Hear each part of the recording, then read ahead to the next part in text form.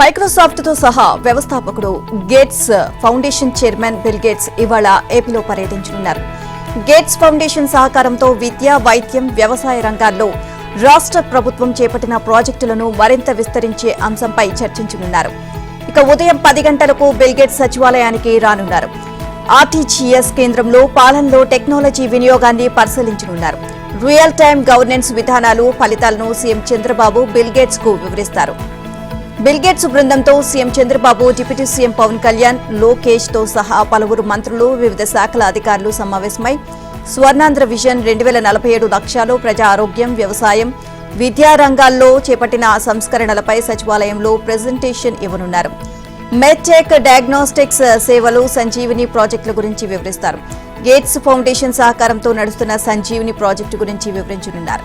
అనంతరం అమరావతిలో ఉండవల్లి గ్రామం దగ్గర ఓ వ్యవసాయ క్షేత్రానికి వెళ్లనున్న బిల్ గేట్స్ బృందం వ్యవసాయ క్షేత్రంలో డ్రోన్లు, ఏఐ టెక్నాలజీ సహకారంతో చేపట్టే సాగు విధానాన్ని పరిశీలించనుంది.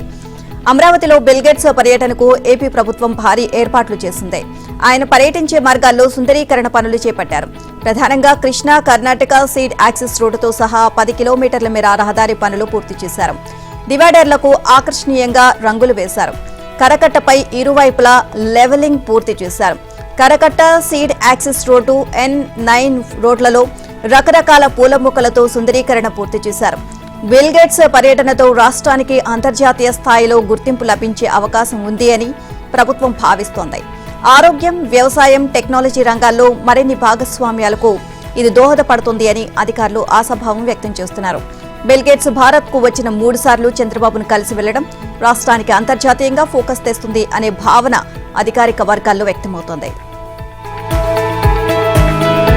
తెలంగాణలో మున్సిపాలిటీలు, కార్పొరేషన్లకు చైర్మన్లు, మేయర్లు, డిప్యూటీ చైర్మన్, డిప్యూటీ మేయర్ పదవులకు ఇవాళ ఎన్నిక జరగనుంది. మున్సిపల్ ఎన్నికల ఫలితాల్లో చాలా చోట్ల హంగ్ ఏర్పడడంతో కౌన్సిలర్లు, కార్పొరేటర్లకు డిమాండ్ పెరిగింది. దీంతో ప్రధాన పార్టీలు క్యాంపు రాజకీయాలకు తెరతీశాయి. హంగ్ మున్సిపాలిటీలో పోటాపోటీగా క్యాంపు రాజకీయాలు నడుస్తున్నాయి. గెలుపొందిన అభ్యర్థులు ప్రలోభాలకు గురికాకుండా పార్టీలు వారిని రహస్య ప్రాంతాలకు తరలించారు. కౌన్సిలర్లు, కార్పొరేటర్లు క్యాంపుల నుంచి నేరుగా వచ్చి mayor, deputy mayor, chairman, deputy chairman ఎన్నికల్లో పాల్గొననున్నారు. దీనికోసం పార్టీల నేతలు అన్ని ఏర్పాట్లు పూర్తి చేశారు. హంగ్ ఏర్పడ్డ మున్సిపాలిటీల్లో స్వతంత్ర అభ్యర్థులు కీలకంగా మారారు. చాలా చోట్ల మ్యాజిక్ ఫిగర్ కు మధ్య తేడా 2 నుంచి 3 వార్డులు మాత్రమే ఉండడంతో రాజకీయం ఆసక్తికరంగా మారింది. కాంగ్రెస్, బీఆర్ఎస్ మధ్య చాలా చోట్ల 1-2 వార్డుల తేడా మాత్రమే ఉంది. తమతో కలిసి వస్తే తగిన ప్రాధాన్యత కల్పిస్తాము అని పార్టీలు హామీ ఇస్తున్నాయి. కొన్ని చోట్ల ఎక్స్ అఫీషియో మెంబర్లతో మున్సిపాలిటీ చేజిక్కించుకోవాలి అని ప్లాన్ చేశాయి. కరీంనగర్ కార్పొరేషన్ ఎన్నికల్లో బీజేపీ అతిపెద్ద పార్టీగా అవతరించినప్పటికీ మేయర్ పీఠం ఎవరికి దక్కుతుంది అనే దానిపై తీవ్ర ఉత్కంఠ నెలకొంది. కొందరు ఇండిపెండెంట్, ఇతర పార్టీల కార్పొరేటర్లు కాంగ్రెస్ కు మద్దతు పలకడంతో రాజకీయ సమీకరణాలు ఆసక్తిగా మారాయి. ఇక ఆల్ ఇండియా ఫార్వర్డ్ బ్లాక్ పార్టీకి చెందిన 2 కార్పొరేటర్లు సాయి జ్యోతి, శ్యామలతో పాటు స్వతంత్రులుగా గెలిచిన కొమరయ్య, నందిని ఉదయ్, మల్లేశం కాంగ్రెస్ పార్టీలో చేరారు. హైదరాబాద్ లో మంత్రులు శ్రీధర్ బాబు, పొన్నం ప్రభాకర్ సమక్షంలో ఈ చేరికలు జరిగాయి. ఇదే సమయంలో ఎంఐఎంకు చెందిన 3 కార్పొరేటర్లతో పాటు మరో స్వతంత్ర అభ్యర్థి మజీద్ హుస్సేన్ కూడా కాంగ్రెస్ పార్టీకి తమ సంపూర్ణ మద్దతు ప్రకటించారు. కరీంనగర్ అభివృద్ధి కాంగ్రెస్ పార్టీతోనే సాధ్యము అని తాము బలంగా నమ్ముతున్నామని, అభివృద్ధిని ఆకాంక్షించి కాంగ్రెస్ లో చేరామని కార్పొరేటర్లు తెలియజేశారు. కరీంనగర్ మున్సిపల్ కార్పొరేషన్లో మొత్తం 66 డివిజన్లకు ఎన్నికలు జరిగాయి. ఫలితాల ప్రకారం బీజేపీ 30 సీట్లు గెలుచుకుంది. కాంగ్రెస్ 14, బీఆర్ఎస్ 9 సీట్లు సాధించాయి. మిగిలిన సీట్లు ఇండిపెండెంట్లు, ఏఐఎఫ్బి పార్టీలు గెలుచుకున్నాయి. ఇక 66 మంది ఎన్నికైన సభ్యులు, 33 ఎక్సాఫిషియో సభ్యులతో కార్పొరేషన్ బలం 69గా ఉంది. మేయర్ పదవికి అవసరమైన మ్యాజిక్ ఫిగర్ 35. తాజా పరిణామాలతో కాంగ్రెస్ బలం పెరిగింది. అతిపెద్ద పార్టీగా ఉన్నప్పటికీ బీజేపీకి మెజారిటీ అవసరమైన సంఖ్యాబలం లేదు. దీంతో మేయర్ పీఠ కోసం పోరు హోరాహోరీగా మారింది. మిగిలిన స్వతంత్రులు, ఇతర పార్టీల మద్దతు ఎవరు అధికారం చిక్కించుకుంటారు అనేది ఇప్పుడు ఆసక్తికరంగా మారింది. జనసేన క్రియాశీలక సభ్యత్వ నమోదు కార్యక్రమానికి ఆ పార్టీ అధినేత పవన్ కళ్యాణ్ శ్రీకారం చుట్టారు. సభ్యత్వ నమోదు కోసం 2 కోట్ల విరాళాలు ఇచ్చారు. ఇక పవన్ తొలి సభ్యత్వాన్ని తీసుకుంటున్నారు. మార్చిలో జనసేన ఆవిర్భావ దినోత్సవ సభ నిర్వహించనున్న నేపథ్యంలో నేతలంతా పార్టీ సభ్యత్వం పెంచేలా కలిసి పనిచేయాలి అని ఆయన పిలుపునిచ్చారు. ఇప్పటి వరకు 4 సార్లు జనసేన పార్టీ సభ్యత్వ కార్యక్రమం నిర్వహించారు. జనసేనకు సుమారు 13 లక్షల మంది సభ్యులుగా ఉన్నారు. వచ్చే ఎన్నికలకు సన్నద్దమయ్యేలా క్యాడర్ను సిద్ధం చేయడంతో పాటు ఈ సభ్యత్వ నమోదు ద్వారా గ్రామాల్లో పార్టీని విస్తరించే లక్ష్యంతో ముందుకు సాగాలి అని జనసేన భావిస్తోంది. పార్టీ నేతలకు పలు అంశాలపై పవన్ దిశానిర్దేశం చేశారు. పార్టీ కోసం పనిచేసే వారికి బాధ్యతలు అప్పగిస్తూ ఆయా పదవులకు కొత్త పేర్లను నామకరణం చేశారు. సభ్యత్వం తీసుకునే వారిని ఉద్యమిగా గుర్తిస్తుంది అని చెప్పారు. ఇక సభ్యత్వం నమోదు చేసే వారిని సాధక్గా నామకరణం చేశారు. పార్టీ బలోపేతానికి కృషి చేసేవారిని ప్రధాతగా పిలవాలి అని పవన్ నిర్ణయించారు. జనసేన పార్టీని తొలుత 150 మందితో ప్రారంభించామని అన్నారు. 2021లో మొదటి విడత క్రియాశీలక సభ్యత్వం ప్రారంభించినప్పటికీ 90,000 మందిని నమోదు చేయించినట్లు పవన్ తెలియజేశారు. ఎన్నికలకు ముందు ఆ సంఖ్య 6 లక్షలకు చేరింది అన్నారు. ఆ తర్వాత 12,98,000 సభ్యత్వాలు సాధించామని అన్నారు పవన్. పార్టీ భావజాలాన్ని అర్థం చేసుకుని ఆశయాలకు ముందుకు తీసుకువెళ్లాలి అని తమకు ముఖ్యము అన్నారు. అలాంటి వారే పార్టీకి అవసరము అని పవన్ కళ్యాణ్ స్పష్టం చేశారు. నేనే రాజు నేనే మంత్రి వ్యాఖ్యలపై సీఎం రేవంత్ రెడ్డి స్పందించారు. విపక్ష నాయకుల నుంచి విమర్శలు రావడంతో రేవంత్ స్పష్టత ఇచ్చారు. తన వ్యాఖ్యలను వక్రీకరించారని తెలియజేశారు. గెలుపోటములకు తానే బాధ్యత తీసుకుంటాను అనే ఉద్దేశంలో చెప్పాను అని రేవంత్ వెల్లడించారు. కానీ దానిని మరోలా అర్థం చేసుకున్నారు అని అన్నారు రేవంత్. సంత్ సేవాలాల్ జయంతి సందర్భంగా హైదరాబాద్లోని బంజారా భవన్లో ఏర్పాటు చేసిన కార్యక్రమంలో రేవంత్ పాల్గొన్నారు. తాను ఎప్పుడూ పాలకుడిగా ప్రవర్తించలేదు అని సేవకుడిగానే భావిస్తున్నాను అని అన్నారు. తండాలకు సోలార్ ప్లాంట్ల ద్వారా కరెంటు విద్యుత్ ఇచ్చేందుకు ప్రభుత్వం ప్రణాళికలు రచిస్తోంది అని అన్నారు. తాము సంక్షేమంతో పాటు విద్యార్థులకు మంచి విద్య కూడా ఇవ్వాలి అనుకుంటున్నామని అన్నారు. చదువుకుంటేనే మంచి ఉద్యోగాలు, కీలక పదవులు వస్తాయని రేవంత్ అన్నారు. ఎన్నికల్లో ఇచ్చిన హామీ మేరకు బీసీలకు రక్షణ చట్టం తీసుకురావడానికి కూటమి సర్కార్ ప్రయత్నాలు చేస్తుంది. జాతీయ బీసీ కమిషన్ పరిశీలనకు పంపిన అనంతరం కేంద్రం అనుమతితో అసెంబ్లీలో బిల్లు ప్రవేశపెట్టాలని ప్రభుత్వం భావిస్తోంది. ఎస్సీ ఎస్టీల తరహాలోనే రాష్ట్రంలో బీసీలకు రక్షణ కల్పించేలా ప్రభుత్వం ప్రతిపాదించిన చట్టానికి బీసీ నేతలు నిపుణులతో చర్చించి మంత్రివర్గ ఉపసంఘం నియమించి ముసాయిదా చట్టం సిద్ధం చేసింది.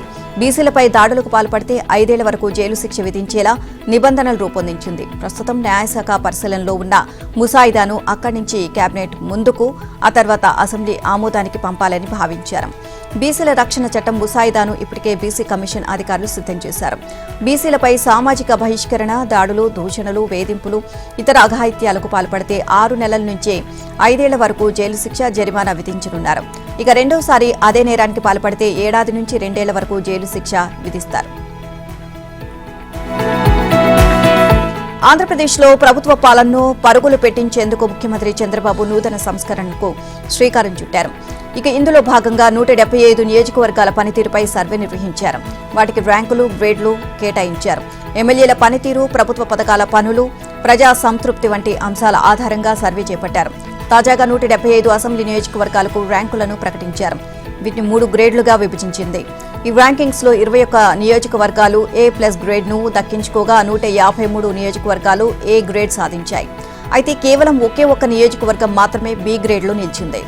ఏపీ ప్రభుత్వం ప్రకటించిన ర్యాంకింగ్స్ లో బీజేపీ ఎమ్మెల్యే సుజనా చౌదరి ప్రాతినిధ్యం వహిస్తున్న విజయవాడ వెస్ట్ నియోజకవర్గం మొదటి స్థానంలో నిలిచింది. 2వ స్థానంలో గాజువాక, 3వ స్థానంలో కాకినాడ సిటీ, 4వ స్థానంలో విజయవాడ ఈస్ట్ నిలిచాయి. ఇక చివరి స్థానంలో గుంటూరు పశ్చిమ నియోజకవర్గం నిలిచింది. అయితే సీఎం చంద్రబాబు ప్రకటించిన ర్యాంకుల్లో 93% మార్కులతో విజయవాడ పశ్చిమ నియోజకవర్గం రాష్ట్రంలోని అగ్రస్థానంలో నిలవడం ఇప్పుడు చర్చనీయాంశంగా మారింది. కొలంబోలోని ప్రేమదాస స్టేడియంలో ఏపీ మంత్రి నారా లోకేష్ సందడి చేశారు. భారత్ పాకిస్తాన్ మధ్య హై వోల్టేజ్ మ్యాచ్ను ఆశాంతం తిలకించారు. ఈ మ్యాచ్లో భారత్ గెలవడంపై లోకేష్ హర్షం వ్యక్తం చేశారు. మ్యాచ్ను ప్రత్యక్షంగా వీక్షించిన అనంతరం సోషల్ మీడియా వేదికగా తన ఆనందాన్ని పంచుకున్నారు. టీమిండియాకు ఇది గొప్ప రోజు అని, ఇషాన్ కిషన్ అద్భుతమైన ఇన్నింగ్స్ ఆడారు అని లోకేష్ కొనియాడారు. ఇషాన్ ఆటలో భయం లేదని, అద్భుతంగా ఆడి ఆకట్టుకున్నాడు అని లోకేష్ ప్రశంసలు కురిపించారు. ఇక భారత బౌలర్ల ప్రదర్శనను లోకేష్ ప్రత్యేకంగా అభినందించారు. మన బౌలర్లు సమిష్టిగా రాణించి పూర్తి ఆధిపత్యంతో జట్టుకు తిరుగులేని విజయాన్ని అందించారని, భారత జట్టును చూసి గర్వంగా ఉంది అన్నారు లోకేష్. మ్యాచ్ ప్రారంభానికి ముందు కూడా లోకేష్ స్పందించారు. భారత్ పాక్ మధ్య కీలక పోరు కోసం తాను ఎంతో ఉత్సాహంగా ఎదురుచూస్తున్నాను అని, టీమిండియాకు మద్దతుగా నిలుస్తున్నాను అని తెలియజేశారు. భారత జట్టు దేశం గర్వపడేలా చేయాలని లోకేష్ ఆకాంక్షించారు. ఆయన కోరుకున్నట్టే టీమిండియా పాకిస్తాన్పై ఘన విజయం సాధించింది. ఇక టీ20 ప్రపంచ కప్లో పాకిస్తాన్పై భారత జట్టు సాధించిన అద్భుత విజయంపై ఆంధ్రప్రదేశ్ ముఖ్యమంత్రి చంద్రబాబు, తెలంగాణ సీఎం రేవంత్ రెడ్డి స్పందించారు. ఈ మ్యాచ్లో విశేషంగా రాణించిన బ్యాటర్ ఇషాన్ ఆడిన అద్భుతమని ప్రశంసించారు. ఇక విజయం సాధించిన భారత జట్టుకు అభినందనలు తెలియజేశారు. టీమిండియా ఇకపైనైనా ఇలాగే ఆడాలి అని ఆకాంక్షించారు. శంషాబాద్ ప్రాంతాన్ని హైస్పీడ్ రైళ్ల హబ్గా మార్చాలని రాష్ట్ర ప్రభుత్వం భావిస్తోంది. హైదరాబాద్ ముఖ చిత్రాన్ని మరింత మార్చే హైస్పీడ్ రైళ్ల టెర్మినల్ను శంషాబాద్లో అంతర్జాతీయ విమానాశ్రయానికి ఆనుకొని ఉన్న బహదూర్గూడ భూముల్లో ఏర్పాటు చేయాలని సూత్రప్రాయంగా నిర్ణయించింది. ఇందుకు సంబంధించిన భూసేకరణపై దృష్టి సారించింది. దేశవ్యాప్తంగా 7 హైస్పీడ్ రైల్వే కారిడార్లను ఏర్పాటు చేస్తామని కేంద్ర ప్రభుత్వం ఇటీవల బడ్జెట్లో ప్రకటించింది. ఇందులో 3 కారిడార్లు హైదరాబాద్తో అనుసంధానం అవుతున్నాయి. హైదరాబాద్ నుంచి పూణే, బెంగళూరు, చెన్నై మార్గాల్లో ఈ హైస్పీడ్ రైళ్లు కారిడార్లు నిర్మించనున్నారు. ఇటీవల ఢిల్లీ వెళ్లిన సీఎం రేవంత్ రెడ్డి శంషాబాద్ అంతర్జాతీయ విమానాశ్రయం నుంచి హైస్పీడ్ రైలు మార్గాలను ప్రారంభించాలని రైల్వే మంత్రిని కోరారు. ఈ కారిడార్ కోసం శంషాబాద్ విమానాశ్రయానికి సమీపంలో 500 ఎకరాలు కేటాయిస్తామని తెలియజేశారు. సీఎం రేవంత్ ప్రతిపాదనకు కేంద్రం సుముఖత వ్యక్తం చేసినట్లు తెలిసింది. అలాగే హైస్పీడ్ కారిడార్ల అలైన్మెంట్లకు సంబంధించి రైల్వే శాఖ నియమించిన కన్సల్టెన్సీ సంస్థ ప్రతినిధులు సీఎం రేవంత్తో సమావేశమయ్యారు. వారి ప్రణాళికలు నిన్న రేవంత్ రెడ్డి పలు సలహాలు, సూచనలు చేశారు. హైదరాబాద్ అంతర్జాతీయ విమానాశ్రయం పక్కనే ఉన్న భూముల్లో రైల్వే కారిడార్ ఏర్పాటు వల్ల విమానాశ్రయం నుంచి దేశంలోని ప్రధాన నగరాలకు కనెక్టివిటీ పెరుగుతుంది అని, సరుకు రవాణాకు ఉపయోగకరంగా ఉంటుంది అని తెలియజేశారు. విమానాశ్రయానికి ఆనుకొని ఉన్న భూములు ప్రభుత్వ భూములే కావడంతో భూసేకరణకు కూడా సమస్య ఉండదు అని వివరించారు. హైదరాబాద్ నుంచి చెన్నై, బెంగళూరు, పూణేకు నడిచే హైస్పీడ్ రైళ్లు శంషాబాద్ టెర్మినల్ నుంచే ప్రారంభమయ్యేలా ప్రణాళికలు చేస్తున్నారు. ఇందులో భాగంగా హైస్పీడ్ రైల్వే టెర్మినల్ కోసం శంషాబాద్ విమానాశ్రయాన్ని ఆనుకొని ఉన్న బహదూర్గూడ భూములను సేకరించే ప్రయత్నాలు మొదలయ్యాయి. ఔటర్ రింగ్ రోడ్డుకు, ఎయిర్పోర్టుకు మధ్యన ఉన్న ఈ భూములకు సంబంధించి ప్రభుత్వం ఇప్పటికే తొలి అడుగు వేసింది. బహదూర్గూడలోని సర్వే నంబర్ 28, 62లో 650 ఎకరాల ప్రభుత్వ భూములకు సంబంధించిన హద్దులను ఇటీవల గుర్తించింది. వీటిని మరోసారి సర్వే చేయనున్నట్లు తెలియజేస్తుంది. ఈ భూములను స్థానికులు కొన్నేళ్లుగా సాగు చేసుకుంటున్నారు. ఆయా రైతులకు కొంత పరిహారం అందించి భూములను స్వాధీనం చేసుకున్నట్లు సమాచారం. శ్రీశైలం మహాక్షేత్రంలో మహాశివరాత్రి బ్రహ్మోత్సవాలు సంబరాలు అంబరాన్ని అంటాయి. మహాశివరాత్రి పర్వదినాన్ని పురస్కరించుకుని శ్రీ బ్రహ్మరాంబ సమేతుడైన మల్లికార్జున స్వామి నంది వాహనదీశులై భక్తులకు దర్శనమిచ్చారు. శ్రీశైలం ఆలయ ప్రాంగణం విద్యుత్ దీపకాంతులతో భక్తులకు ఎంతగానో ఆకట్టుకుంది. ఆలయంలో ఉదయం నుంచి సాయంత్రం వరకు అర్చకులు, వేద పండితులు ప్రత్యేక పూజలు నిర్వహించారు. బ్రహ్మరాంబ సమేత మల్లికార్జున స్వామి అమ్మవారి ఉత్సవ మూర్తులను అక్కమహాదేవి అలంకార మండపంలో నంది వాహనంపై ఆవహింపచేసి అర్చక స్వాములు వాహన పూజలు నిర్వహించి ప్రత్యేక హారతులు ఇచ్చారు. అనంతరం స్వామి అమ్మవారి ఉత్సవ మూర్తులు విద్యుత్ దీపకాంతుల నడుమ కన్నుల పండుగగా ఆలయ ప్రదక్షిణ గావించారు. భక్తుల రద్దీ అధికంగా ఉండడంతో స్వామి అమ్మవార్లను ఊరేగింపుగా బాజా భజంత్రీల నడుమ బ్యాండ్ వాయిద్యాలతో అంగరంగ వైభవంగా ఆలయ ప్రదక్షిణలు నిర్వహించారు. స్వామి అమ్మవార్లు నంది వాహనంపై విహరిస్తుండగా భక్తులు అధిక సంఖ్యలో పాల్గొని కనులారా దర్శించుకుని కర్పూర నీరాజనాలు అర్పించారు. ఉత్సవ మూర్తుల ముందు కళాకారులు ఆటపాటలు, నృత్యాలు భక్తులను ఎంతగానో ఆకట్టుకున్నాయి. శ్రీశైల క్షేత్రం మొత్తం భక్తులతో నిండిపోయింది. క్యూలైన్లు భక్తులతో కిక్కిరిసిపోయాయి. శివనామ స్మరణతో శ్రీశైల క్షేత్రం మారుమోగింది. శివరాత్రి పర్వదినం సందర్భంగా భక్తులు లక్షలాదిగా తరలి వచ్చారు. వేకువజాము నుంచే స్వామివారి దర్శనం కోసం బారులు తీరారు. భక్తి శ్రద్ధలతో భ్రమరాంబ మల్లికార్జున స్వామిని దర్శించుకున్నారు. భక్తులకు ఎలాంటి ఇబ్బందులు కలగకుండా ఆలయ అధికారులు ఏర్పాట్లు చేశారు. క్యూలో ఉన్న భక్తులకు పాలు, బిస్కెట్లు, మంచినీరు అందించారు. కలెక్టర్ రాజ్కుమారి, ఈవో శ్రీనివాసరావు స్వయంగా ఏర్పాట్లను పర్యవేక్షించారు. భక్తులు పెద్ద ఎత్తున తరలి రావడంతో స్వామి అమ్మవార్ల దర్శనం వేళల్లో అధికారులు మార్పులు చేశారు. ఇక ఉదయం 1:30 నుంచే మంగళ వాయిద్యాలు మొదలయ్యాయి. 1:45 నుంచి 2:30 వరకు సుప్రభాత సేవ, మహామంగళ హారతులు, ఇక ప్రత్యేక పూజలు నిర్వహించారు. 2:30 నుంచి స్వామివారి సర్వదర్శనాలకు అనుమతిచ్చారు. స్వామివారి సర్వదర్శనానికి భక్తులు లక్షలాదిగా తరలి రావడంతో దర్శనానికి 2 గంటలకు పైగా సమయం పడుతోంది. స్వామివారి గర్భాలయ స్పర్శ దర్శనాలు రద్దు చేశారు. భక్తులందరినీ సర్వదర్శనాలకి అనుమతి ఇచ్చారు. భక్తులు పాతాళ గంగలో పుణ్య స్నానాలు ఆచరించి మొక్కులు తీర్చుకున్నారు. విజయవాడలోని శ్రీ దుర్గా మల్లేశ్వర స్వామి దేవస్థానం ఇంద్రకీలాద్రి పర్వతంపై మహాశివరాత్రి పర్వదిన వేడుకలు ఆధ్యాత్మిక పరవశంలో మునిగితేలాయి. ముక్కంటిని దర్శించుకునేందుకు తరలివచ్చిన భక్తజన సందోహంతో కనకదుర్గమ్మ కొండ కైలాసాన్ని తలపించింది. శాస్త్రోక్తంగా మహాన్యాసపూర్వక రుద్రాభిషేకాలు నిర్వహించారు. లోక కళ్యాణార్థం పండితుల వేద మంత్రోచ్చారణల నడుమ మహాన్యాస కార్యక్రమం అత్యంత భక్తి శ్రద్ధలతో ప్రారంభమైంది. శివతత్వాన్ని చాటి చెప్పే ఈ క్రతువులో భాగంగా స్వామివారికి పవిత్ర జలాలతో పంచామృతాలతో అభిషేకాలు నిర్వహించారు. అర్ధరాత్రి వేళ పరమశివుడు జ్యోతిర్లింగ స్వరూపుడై ఆవిర్భవించిన లింగోద్భావ కాలంలో స్వామివారికి జరిగిన విశేష అభిషేకము భక్తులను మంత్రముగ్ధులను చేసింది. స్వామివారికి నైవేద్య సమర్పణ అనంతరం కర్పూర నీరాజనాలు అందించారు. వేద పండితులు అందించిన మంత్రపుష్ప ఆశీర్వచనాలతో ఆలయ ప్రాంగణమంతా ఆధ్యాత్మిక శక్తితో నిండిపోయింది. శివరాత్రి పర్వదినాన్ని ప్రధాన ఘట్టమనిమై శ్రీ గంగా పార్వతీ సమేత మల్లేశ్వర స్వామి దివ్య లీలా కళ్యాణోత్సవం కల్లున పండుగగా ప్రారంభమైంది. జగత్ రక్షకులైన పార్వతీ పరమేశ్వరుల కళ్యాణాన్ని తిలకించడం భక్తుల జన్మధన్యమని అర్చకులు పేర్కొన్నారు. శివరాత్రి వేళ ఇంద్రకీలాద్రిపై భక్తుల సౌకర్యార్థం దేవస్థానంలో పటిష్టమైన ఏర్పాట్లు చేశారు. విద్యుత్ దీపాల అలంకరణతో కొండపై ఆధ్యాత్మిక వెలుగులు విరిజిమ్మాయి. ఈ వేడుకలో ఆలయ అధికారులు, ధర్మకర్తల మండలి సభ్యులు మరియు వేలాది మంది భక్తులు పాల్గొని శివానుగ్రహం పొందారు.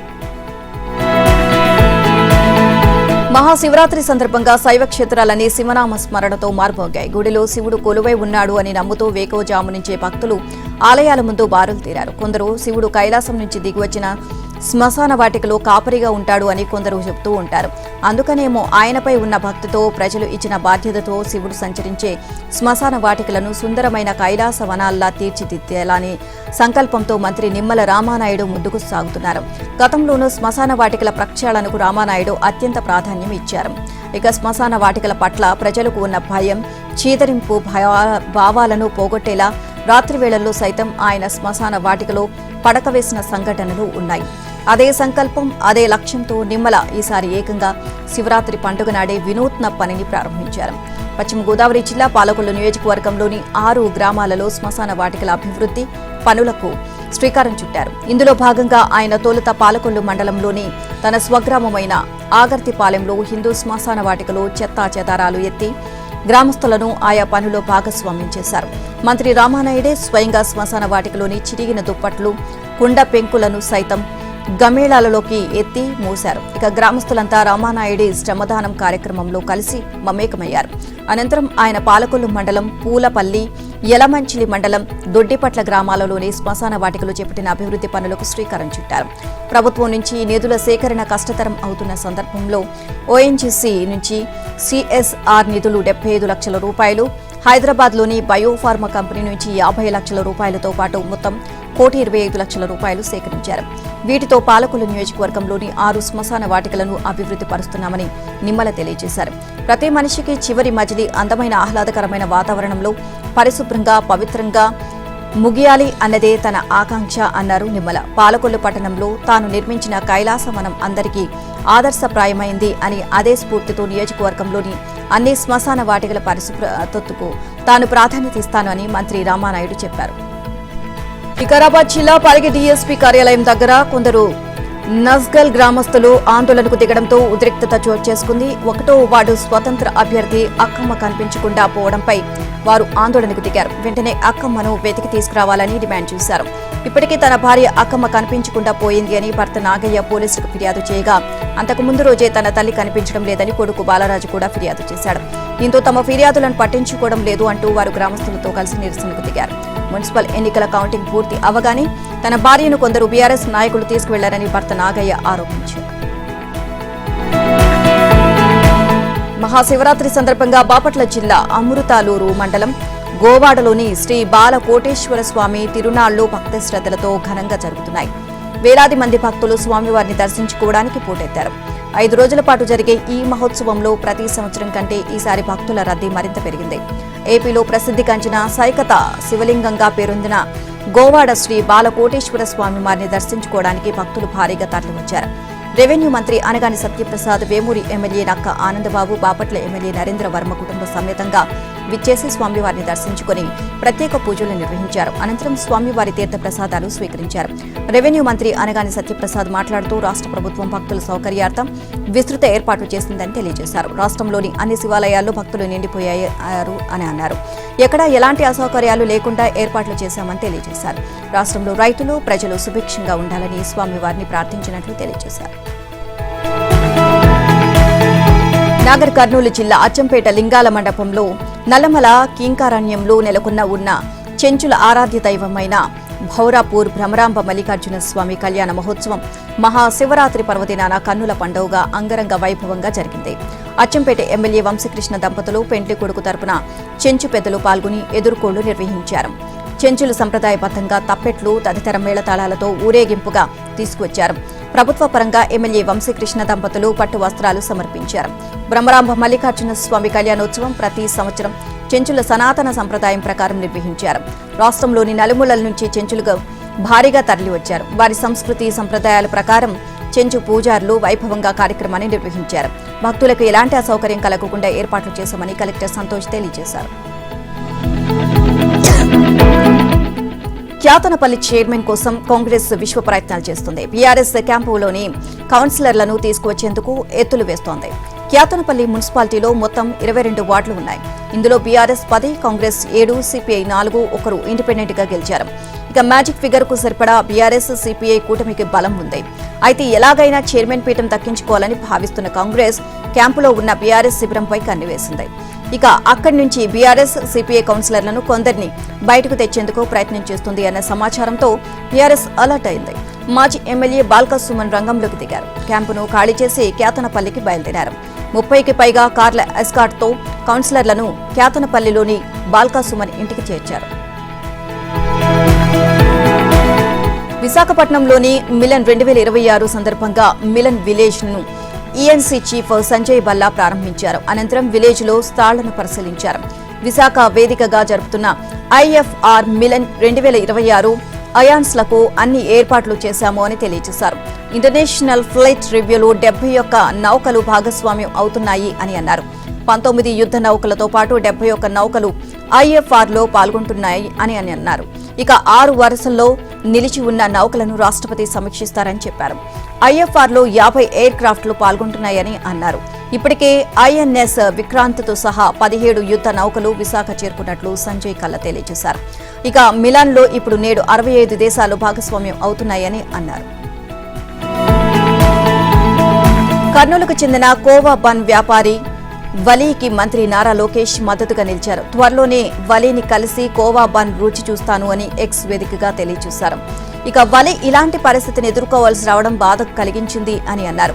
సామరస్యం, పరస్పర గౌరవం, సోదర భావం కోసం ఎల్లప్పుడూ నిలబడే మన తెలుగు సమాజంలో ఇటువంటి విభజన, మతపరమైన ప్రవర్తనకు చోటు లేదు అన్నారు.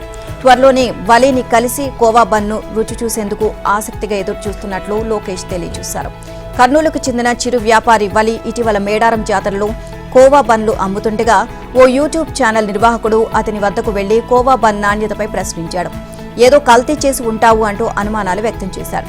ఆధార్ కార్డు చూపించాలని, పేరు చెప్పాలని ఒత్తిడి చేస్తూ ఆ చిరు వ్యాపారి ఆత్మ గౌరవాన్ని దెబ్బతీసేలా మాట్లాడాడు. అయితే తాను అమ్మే బన్ను నాణ్యమైందేనని నిరూపించుకోవడానికి ఆ చిరు వ్యాపారి నిస్సహాయ స్థితిలోనే దాన్ని తిని చూపించాల్సి వచ్చింది. ఈ వీడియో సోషల్ మీడియాలో వైరల్ కావడంతో కోవా బన్ వ్యాపారికి రాజకీయ పార్టీల నుంచి కూడా మద్దతు లభిస్తోంది.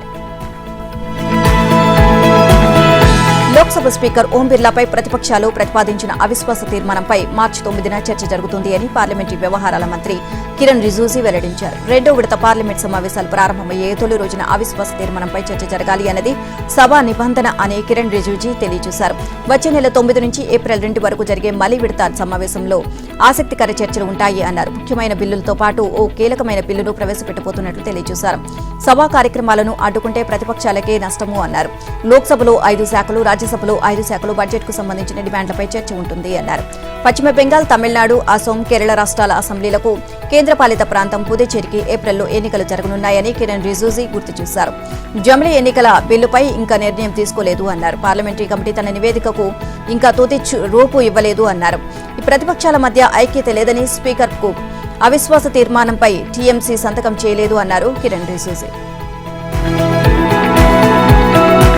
అమెరికా, యూరోపియన్ యూనియన్లతో కుదుర్చుకున్న వాణిజ్య ఒప్పందాల వల్ల దేశంలోని రైతులకు తీవ్ర నష్టం వాటిల్లుతుంది అన్న కాంగ్రెస్ చేస్తున్న ఆరోపణలు కేంద్ర హోంమంత్రి అమిత్ షా ఖండించారు. రైతుల విషయంలో కాంగ్రెస్, ఆ పార్టీ నేత రాహుల్ గాంధీ అబద్దాలు ప్రచారం చేస్తూ దేశాన్ని తప్పుదోవ పట్టిస్తున్నారని విమర్శించారు. ప్రతి ఒప్పందంలోనూ వ్యవసాయం, పాడి, మత్స్య రంగాల ప్రయోజనాలకు మోదీ ప్రభుత్వం పూర్తి రక్షణ కల్పించింది అని అమిత్ షా స్పష్టం చేశారు. ఇక గాంధీనగర్లోని తొలి సెంట్రల్ బ్యాంకు డిజిటల్ కరెన్సీ ఆధారిత ప్రజా పంపిణీ వ్యవస్థను అమిత్ షా ప్రారంభించారు. ఈ సందర్భంగా కాంగ్రెస్ నేత రాహుల్ గాంధీపై అమిత్ షా తీవ్రస్థాయిలో విరుచుకుపడ్డారు. పార్లమెంట్లో నిలబడి రాహుల్ గాంధీ రైతుల ప్రయోజనాలను కాపాడతామని మాట్లాడటం చూస్తే నవ్వొస్తోంది అని అమిత్ షా ఎద్దేవా చేశారు. దేశ ప్రజలను తప్పుదోవ పట్టించడంలో కాంగ్రెస్ కు సుదీర్ఘ చరిత్ర ఉంది అని, ఇప్పుడు వాణిజ్య ఒప్పందాల గురించి అబద్దాలు ప్రచారం చేస్తోంది అని మండిపడ్డారు. ప్రధాని నరేంద్ర మోదీ నాయకత్వంలో జరిగిన ప్రతి చర్చలోనూ రైతులు, పశు పోషకులు, మత్స్యకారులు ప్రయోజనాలకు ఎలాంటి హాని కలగకుండా సంపూర్ణ మద్దతు కల్పించనున్నారు. రష్యా నుంచి చమురు కొనుగోలుకు సంబంధించిన కేంద్ర మంత్రి జయశంకర్ కీలక వ్యాఖ్యలు చేశారు. ఇంధన కొనుగోళ్ల విషయంలో రాజకీయ ఒత్తిళ్లు పనిచేయవని స్పష్టం చేశారు.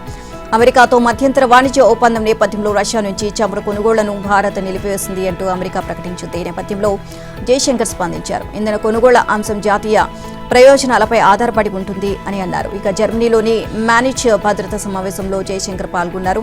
చమురు కొనుగోళ్ల విషయంలో భారత్ చాలా స్వతంత్రంగా వ్యవహరిస్తోంది అని తెలిపారు. భారత్ తన వ్యూహాత్మక ప్రయోజనాలకు కట్టుబడి ఉంది అన్నారు. ఇంధన సమస్యల విషయానికి ప్రస్తుతం మార్కెట్ సంక్లిష్టంగా ఉంది అని జయశంకర్ వెల్లడించారు. చమురు కొనుగోలుకు సంబంధించిన భారత్లోని కంపెనీలు యూరప్తో సహా ప్రపంచంలోని ఇతర ప్రాంతాలను పరిశీలిస్తామని అన్నారు.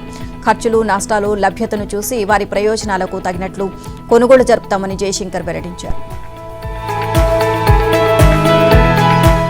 బంగ్లాదేశ్ నూతన ప్రధానిగా ఈ నెల 17న తారిక్ రెహమాన్ ప్రమాణ స్వీకారం చేయనున్నారు.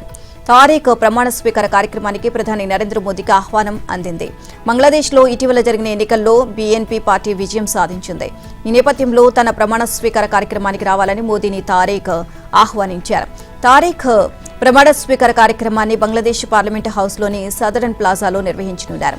ఈ కార్యక్రమంలో పాల్గొనాలని యూనస్ నేతృత్వంలోని తాత్కాలిక ప్రభుత్వం 13 దేశాలకు ఆహ్వానం పంపింది. ఇందులో భారత్తో సహా China, Saudi Arabia, Pakistan, Turkey, Qatar, Sri Lanka, Nepal తదితర దేశాలు ఉన్నాయి. ఇక బంగ్లాదేశ్లో తాత్కాలిక యూనస్ ప్రభుత్వం వచ్చాక భారత్, బంగ్లాదేశ్ మధ్య సంబంధాలు దెబ్బతిన్న విషయం తెలిసిందే. ఈ క్రమంలో మోదీకి ఆహ్వానం అందడం గమనార్హం. తారిక్ ప్రమాణ స్వీకార కార్యక్రమానికి భారత్ తరపున లోక్సభ స్పీకర్ ఓం బిర్లా హాజరు కానున్నారు. విదేశాంగ శాఖ ఈ మేరకు ప్రకటన విడుదల చేసింది. ఫిబ్రవరి 17న జరగనున్న ఈ కార్యక్రమంలో పాల్గొనాల్సిందిగా భారత ప్రధాని మోదీకి ఆహ్వానం అందినట్లు వెల్లడించింది. అయితే ఫ్రాన్స్ అధ్యక్షుడు మెక్రాన్ భారత పర్యటనకు వస్తుండటంతో మోదీ ఢాకాకు వెళ్లే అవకాశం లేదు అని అధికారులు పేర్కొన్నారు.